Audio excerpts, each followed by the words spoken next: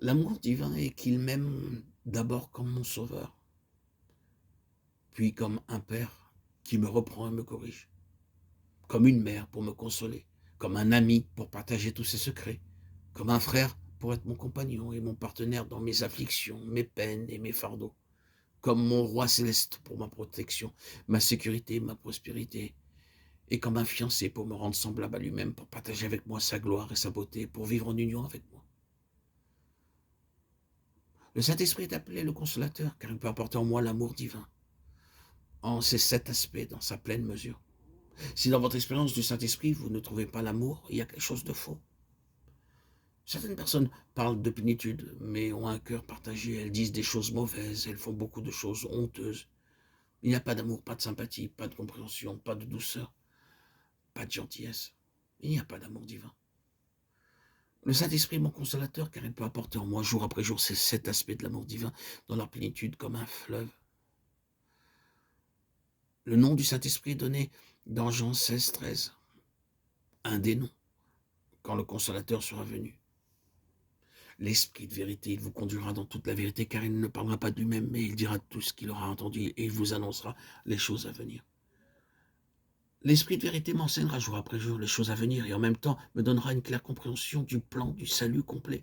Car par le Saint-Esprit, nous savons clairement comment devenir juste et droit devant Dieu, comment tous nos péchés sont pardonnés, comment le Seigneur lui-même est notre sanctification et notre justice.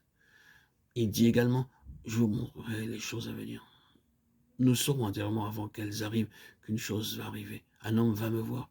Il me dit qu'il voulait retourner dans son village. Je dis, je vais prier le Seigneur pour trouver la volonté de Dieu. Je priais, Seigneur, cet homme veut s'en aller. Veux-tu, s'il te plaît, avoir l'amabilité de montrer quelle est ta volonté? Ainsi, je lui dis que nous avions prié, mais que je n'avais pas la paix. Soyez assez aimable pour différer votre départ. Mais il me répondit, j'ai préparé mes affaires, je sens que je dois y aller. Aussi, nous priâmes une autre fois, encore une seconde fois, une troisième fois, une quatrième fois. Mais arrivait la même réponse. Je lui ai dit, il y a quelque chose de mauvais quelque part, ne partez pas aujourd'hui, s'il vous plaît. Il resta à contre-cœur. Le train qu'il devait prendre eut un accident. Une collision eut lieu entre son train et un train de marchandises. Et il eut plusieurs centaines de morts. Il vint alors me voir, me dit, merci beaucoup de m'avoir retenu. Au début, il était désolé que je n'ai pas de direction, mais le Saint-Esprit me prévenait d'être très prudent. Une autre fois, nous montions sur une montagne, j'allais devant et quelqu'un était derrière moi, quand soudain mon pied ne se posa pas par terre. Je regardais, il y avait un cobra. Dans cette occasion, le Seigneur nous sauva. Dieu a promis que le Saint-Esprit nous préviendrait en disant « Sois prudent, ne va pas de ce côté, sois très prudent ». C'est comme cela que nous avons été sauvés de bien des choses.